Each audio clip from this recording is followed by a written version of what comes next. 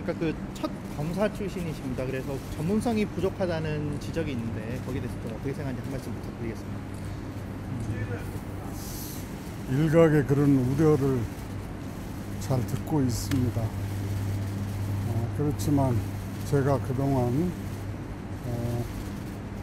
법조계와 공직을 거치면서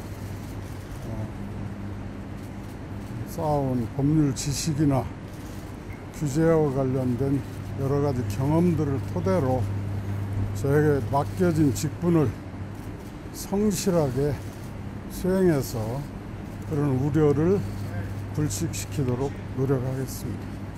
네, 지금 공영방송 개혁이나 가짜뉴스 규제 그리고 이런 포털 규제와 같은 이 제재에 집중됐던 전임자의 기조를 계속 이어가실지에 대한 궁금증이 많은데요. 거기에 대해서 한 말씀 해주시겠습니까? 반드시 규제라기보다 어떤 저에게 맡겨진 역할을 성실히 그리고 정성껏 수행하겠습니다. 오늘 휴가 내신 건지 그 겸임 권익위원장 겸직 논란도 있는데요. 임직을 왜 안 하고 있는지도 궁금합니다. 오늘 휴가를 했고요. 제가 적절한 시기에 정리하겠습니다. 혹시 첫 출근길이신데 소감이 따로 있으실까요? 제가 하여튼 절차를 거쳐서 방통위원장에 임명이 된다면 방송의 그리고 통신의 공정성과 독립성을 위해서 정말 성실히 열심히 근무하겠습니다. 이상입니다. 예. 제3의 이동관이 올 것이다. 이동관 전 방송통신위원장이 한 말인데요. 후임으로 검사 출신 후보자가 지명되면서 그 배경을 놓고 여러 해석이 나오고 있습니다. 이재욱 기자가 보도합니다. 김홍일 권익위원장을 방송통신위원장 후보자로 지명하며 대통령실이 강조한 건 공정한 업무 처리 능력과 법률적 전문성이었습니다.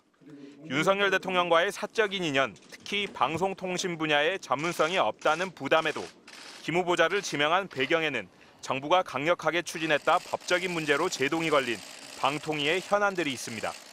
이동관 전 위원장 취임 직후 MBC 대주주 방송문화진흥회의 야당 추천 이사진을 해임했지만 법원이 효력을 정지시키며 MBC 경영진 교체에 실패했습니다. 신속하게 진행됐던 YTN 매각이나 가짜뉴스 전담부서를 만든 방송통신심의위원회 내부 직원의 반발도 매끄럽지 못한 법적 절차적 한계였습니다.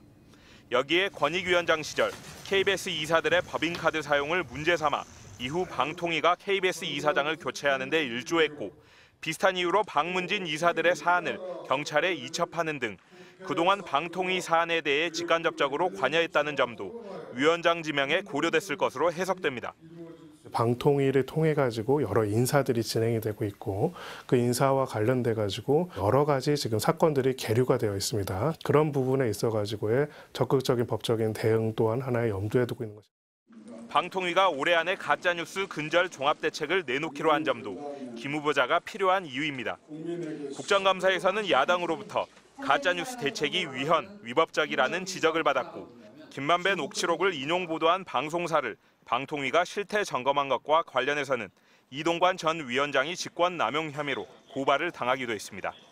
문재인 정부 당시 TV조선 재승인 심사와 관련해 한상혁 전 위원장이 기소되고 담당 직원이 구속된 점 역시 법률 전문가를 지명한 이유라는 분석이 나옵니다. MBC 뉴스 이재욱입니다.